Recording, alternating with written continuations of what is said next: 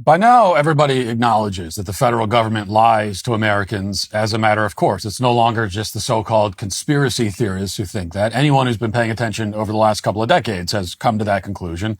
After COVID, after the recession that wasn't really a recession because they changed the definition of a recession, after the wars in Iraq and Syria and Afghanistan and Ukraine and so on, there's no reasonable person left in this country who trusts the federal government on faith, and rightfully so.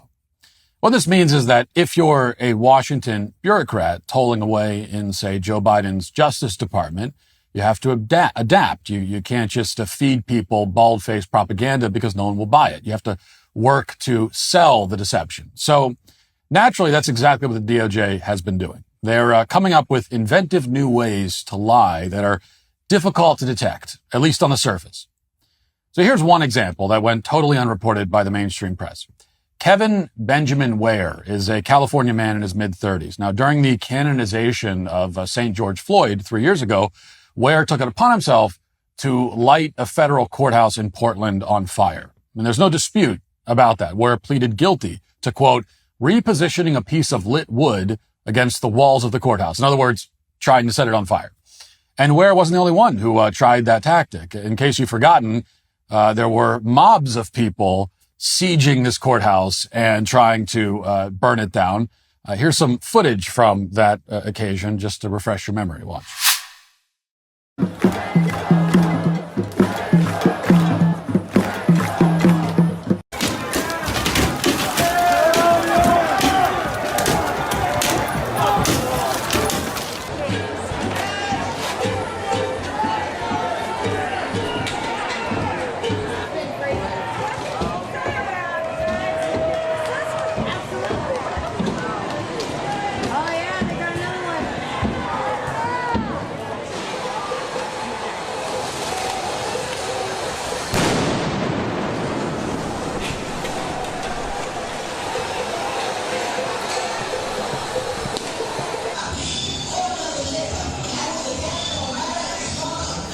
Now, Kevin Benjamin Ware was one of a handful of militants who was involved in all of that chaos and was arrested after this attack on the federal courthouse. After Ware pleaded guilty, Joe Biden's DOJ made a point to issue a press release about the many years in jail this domestic terrorist was facing. Specifically, the DOJ's press release stated that Ware's intentional destruction of the federal courthouse was, quote, punishable by up to 10 years in prison. Admittedly, 10 years in prison is a little light for trying to torch a federal courthouse with people inside of it, but at least it's something. You know, it's a long sentence. Long enough, you might think, to deter other Californians from trekking to Portland for the purpose of burning down courthouses. What's interesting is that Joe Biden's DOJ never released a follow-up press release after Ware was actually sentenced. They sent the message this arsonist would serve some hard time, that there would be a stiff punishment, but they failed to inform the public about what Ware's actual sentence was. Why is that?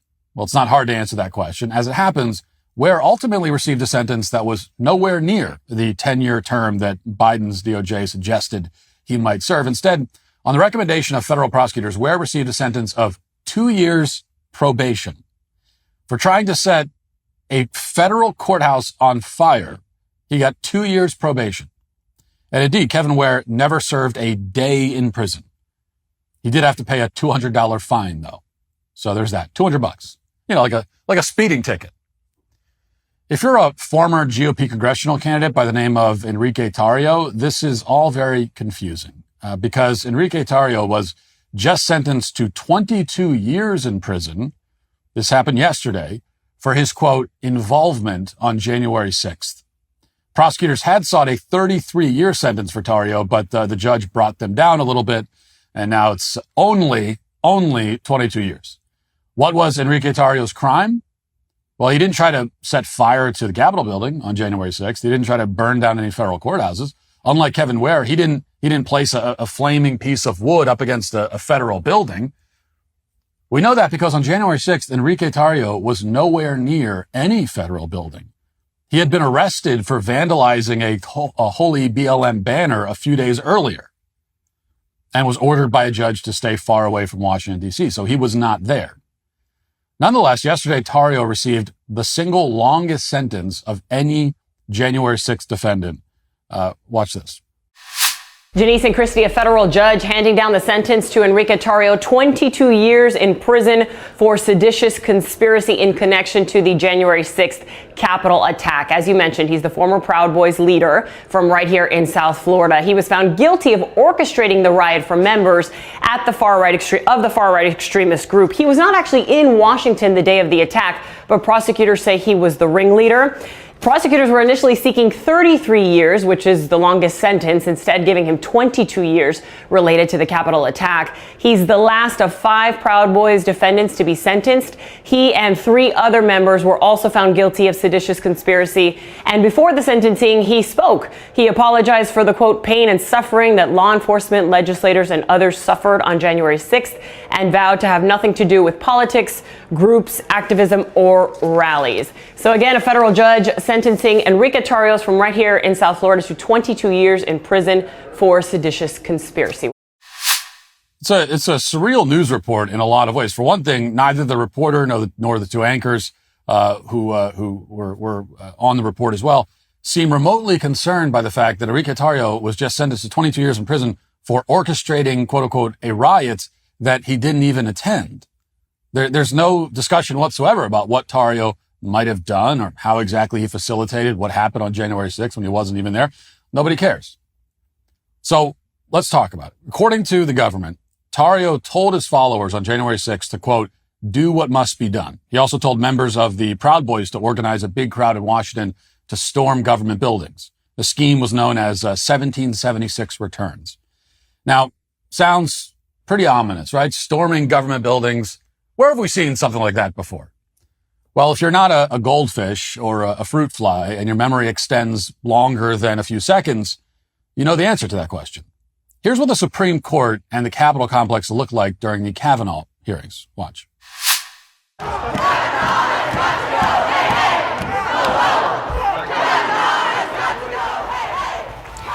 These are live images, folks, at the doors of the Supreme Court, where you can see protesters have gathered. They are demanding that their voices be heard as they anticipate the person who will be a new Supreme Court justice, Judge Brett Kavanaugh, to be sworn in here any moment. In a bigger picture, you can see approximately how many people who have gathered there. It looks like there are dozens, and they are chanting. Some people were arrested in Washington over the last few hours for illegally protesting inside the Senate office building over Kavanaugh's nomination. Comedian and actor Amy Schumer, as well as model Emily Ratajkowski, were among them. The protesters originally planned to protest on the Capitol steps, but headed inside the Senate for a sit-in. U.S. Capitol Police say everyone arrested were processed and then released. So these people bang on the doors of the Supreme Court. They storm a Senate office building, and their punishment is absolutely nothing. They got zip-tied at most and then let go immediately. Their explicit purpose was to derail a government proceeding. It was to interfere with a government proceeding. In fact, some of these activists, charged into the Senate chambers themselves. None of them suffered any real consequences. In fact, left-wing activists who have committed acts of violence, even homicides, have received far more lenient sentences than Enrique Tarrio just did. Consider the case of the BLM arsonist back in 2020 who lit a pawn shop on fire in the name of civil rights. 3 days after St. George Floyd overdosed, Montez T. Lee decided to commit an act of arson that killed someone by the name of Oscar Lee Stewart. Stewart's body wasn't found in the rubble for nearly 2 months. What was Montez Lee's sentence? He got less than 10 years in prison for an arson that, again, killed someone. That's less than half the sentence that Enrique Tarrio will face for sending some, naughty text messages. Is your cell phone in desperate need of replacement? You know the signs. Short battery life, so you have to have a charger on hand, cracked screen that gives you glass splinters. It's time to put that old phone to rest and upgrade to a new 5G Samsung Galaxy from Pure Talk for free. Get a free 5G Samsung Galaxy with 2-day battery life, edge-to-edge display, and ultra-strong Gorilla Glass when you sign up for Pure Talk's unlimited talk, text, and 15-gig data plan for just $35 a month. Plus, it comes with a mobile hotspot on top of all that. Get all the data you could ever need for half the price of the big carriers on America's most dependable 5G network. Go to puretalk.com/Walsh for your free, super durable 5G Samsung Galaxy when you switch to Pure Talk. Again, visit puretalk.com/Walsh and make the switch to my cell phone company, Pure Talk, the official wireless partner of the Daily Wire. As you might know, we're all fans of our friends at Genucel here. Don't just take my word for it, though. Ella from Rockford says, quote, I have both age and acne spots, and this stuff is actually fading both of them. This serum is worth every penny. Ella is raving about the famous dark spot corrector from Genucel, which is a must-have after months of record heat and humidity. Sunspots, brown spots, discoloration, even red inflamed patches all disappear in front of your very eyes. And here's the Genucel amazing guarantee. You'll see results on day one or your money back. You know who has a lot of dark spots? My producer, Sean. He also has an upsetting amount of acne. Just like he doesn't know how to cook a marshmallow, he doesn't know how to take care of his skin as well. He is a disgusting monster. And I would tell him, in fact, he's sitting right over there right now. He's listening to this and he needs to hear it. Someone needed to talk to him about it. Anyway, now he's using Genucel. Thank God. And he's no longer completely hideous. He's only partially hideous. So take advantage of Genucel's most popular package, which now includes the dark spot corrector, plus the classic Genucel bags and puffiness treatment and immediate effects. You get all of that at about 70% off. So you can try the best skincare in the world yourself for completely risk-free. It's simple. Go to Genucel.com/Walsh and start looking years, even decades younger tomorrow. Say goodbye to dark and liver spots, bags, and puffiness under the eyes and crow's feet at Genucel.com/Walsh. That's Genucel.com/Walsh. Now, I'm focusing on Enrique Tarrio here, but because his sentence is the most egregious, but there's many more examples of this obviously unequal justice we're seeing. Consider the case of Joseph Biggs. He's a man with no criminal record whatsoever. Biggs is an Army veteran who didn't hurt anybody on January 6th, but he did walk around the Capitol building on January 6th. And he did also help to pull down a fence on the periphery of the building. And for that, Judge Tim Kelly, the same judge who sentenced Tarrio, decided that Joseph Biggs needs to spend 17 years in prison for walking around the Capitol building and pulling down a fence. 17 years. Now, again, you may ask yourself, where have we seen political demonstrators ripping apart fences in front of government buildings before? That's right. We saw it during the BLM riots that torched St. John's Church across the street from the White House, sent Donald Trump into a bunker. They were tearing down fencing. They were setting a church on fire. And yet nobody involved in any of that was ever frog marched in front of the cameras or sentenced to 22 years in prison. In fact, it doesn't appear that anyone involved in that incident or the burning of St. John's Church spent a day in federal prison. We see relatively light or non-existent sentences like this all the time. A serial child rapist in Ohio just got 10 years in prison, only 10 years, for serial child rape. A drunk driver in Phoenix at 4 times the legal blood alcohol limit just got 12 years in prison for driving 135 miles per hour and killing someone. A terrorist train engineer in Los Angeles who tried to run his locomotive into a U.S. Navy hospital ship during COVID received just 3 years in prison. A man who burned down a Minneapolis police station live on national television during the George Floyd riots received 4 years in prison.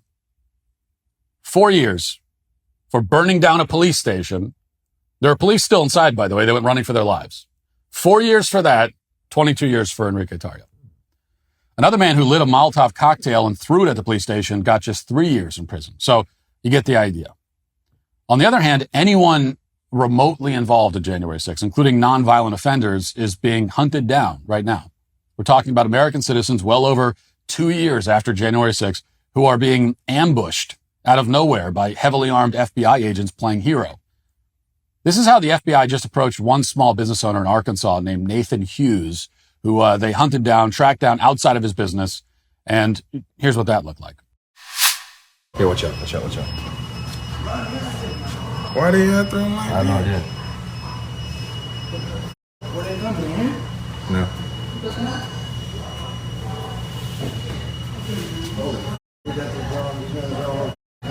No, I'm Nate. Who is that? You work here? He's one of the owners.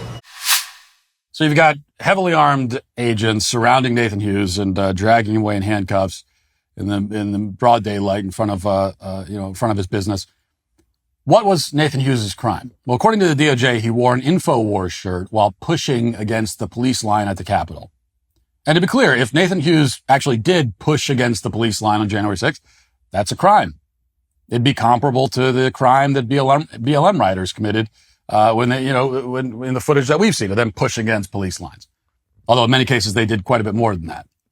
For them, pushing involved like throwing bricks and that sort of thing at officers' heads. But Nathan Hughes' case is not being handled remotely the same way as those BLM rioters. Nathan Hughes didn't get off without any consequence whatsoever. Instead, he's now facing more than 5 years in prison on felony civil disorder charges. The Fed showed up to arrest him with body armor and rifles in full view of customers, as if he was some kind of terrorist. In fact, the Feds also raided Hughes' home and opened his safe. And the company, Liberty Safe, for some incomprehensible reason, complied with the Fed's demands and used a backdoor mechanism to open the safe for them. Now, there's no conceivable argument that can possibly justify all of this for the simple reason that nothing remotely like this has ever happened to left-wing terrorists like Antifa or BLM.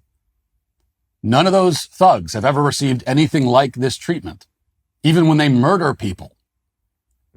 Now, if we lived in a country in which every, lawbreaker, however that's defined, faced extremely harsh punishment, if that's the kind of country we lived in, or if you break any law at all, you can be guaranteed they're going to throw the book at you. If that's the country we lived in, then maybe the treatment of the January 6ers would be tolerable because it would be consistent. That's how the rule of law is supposed to work. It's supposed to guarantee equal punishment for equal crimes. So if we lived in a country where if you participated in any riot whatsoever, you can guarantee that the cops are going to hunt you down and they're going to throw you in prison for as long as they possibly can. If we lived in that kind of country. But we don't live in that kind of country. Most criminals are treated with kid gloves, even the most violent and dangerous kinds. It's only with Trump supporters and Trump himself and other political dissidents that suddenly we become a land of strict enforcement and merciless punishment. Now, this is a point that's been made again and again over the past couple of years as Trump supporters are sent to prison for memes, as U.S. service members are dismissed for refusing to take the COVID shot and so on. But the prosecution of people like Enrique Tarrio and Nathan Hughes marks an escalation in the Biden administration's tactics.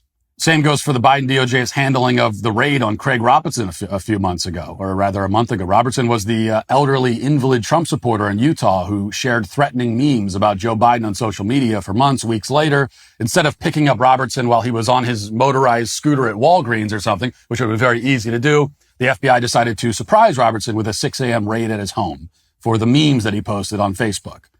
And they shot him in the process and killed him, they say, after he had raised a pistol, and that's why they shot him.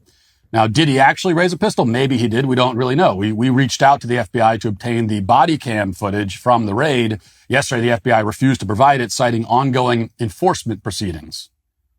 That justification, of course, makes no sense because they've already killed the 70-something-year-old man who was posting the memes that they were so concerned about. But the FBI said it anyway because they're confident that nobody in mainstream media will look into it any further, and none of them are. And on that point, if we're being honest, the FBI is probably right. We may have actually reached the point where the federal government can imprison and even kill its political enemies without any oversight, even as it gives a pass to terrorists on their side of the political spectrum, which is what they're doing. If that's the case, then we don't have a society that's governed by the rule of law anymore. We have a society that, like every dictatorship, enforces the will of the ruling class with raw power. You'd hate to think that that's what we're dealing with right now, but unless a real opposition forms, unless conservatives start electing leaders who are ready and equipped to deal with this problem, for starters, then it will be our future. There's no question about that. Thanks for checking out this video. If you'd like to listen to my full podcast on the go, you can check out The Matt Walsh Show on Apple Podcasts, Spotify, or wherever you get your podcasts.